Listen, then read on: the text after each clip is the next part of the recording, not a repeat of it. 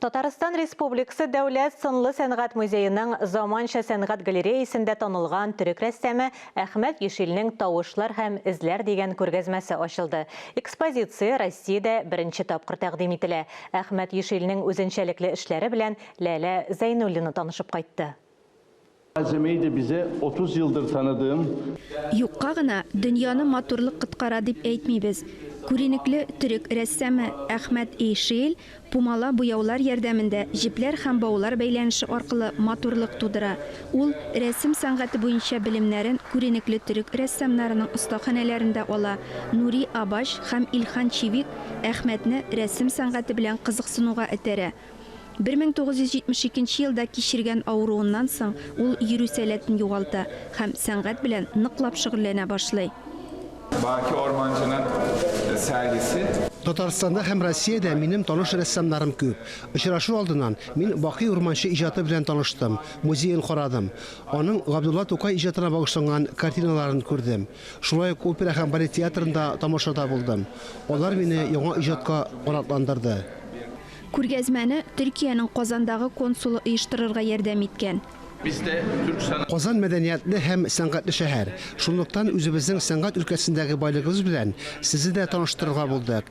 Әхмәт Ишелнең күргәзмәсен 3 ел элек оештырырга уйлаган идек. Пандемия сәбәпле кичектерелеп килде. Күргәзмә ачылу тантанасында Татарстан Республикасы Дәүләт Советы рәисе Фәрит Мөхәммәтшин исеменнән авторга рәхмәт сүзләрен Дәүләт Советы депутаты Римма Ратникова җиткерде. Символикамда бик көчле менә шул җипләр, без аларны күрәбезме, күрмибезме, алар шулай уралып, безне бер-беребезне аермыйча бәйләп торсын иде. Һәм Татарстан белән Төркия арасында чынлап та безнең багланышларыбыз бик тыгыз. Һәм мәдәният өлкәсендә дә, башка өлкәләрдә дә, экономика, социаль өлкәләрдә алар тагын да ныгысын. Һәм менә шундый чаралар çok güzel дип әйтәләр Төрек халкы. Çok güzel чаралар безнең дуслыгыбызны тагын да ныгытсын. Күргәзмә уникаль, кызыклы, биредәге картиналар бердәм әсәр буларак укыла. Әхмәт Ишел иҗатында дөньяда барган вакыйгалар турында борчылу, шул ук вакытта имин, бәхетле тормышка өмет тә бар. Пәйгамбәрбез әйткән бит, Аллаһ Тәгалә матур һәм матурлыкны ярата дип. Менә шушындагы булган рәсемләргә карап, күз салып, сокланабыз да, әйемендә Аллаһның шушы матур булганында күрәбез. Бигрәк тә хәзерге заманада, хәзерге вазгыятьтә безгә матурлыкка омтылырга кирәк. Казандагы күргәзмәдә рәссамның соңгы 4 ел дәвамында иҗат иткән 34 картинасы урын алган. Эшләр Татарстан башкаласы өчен махсус сайлап алынган. Күргәзмәдә тәкъдим ителгән бау манерасы белән эшләнгән натюрморт игътибарны әллә кайдан үзенә җәлеп итә.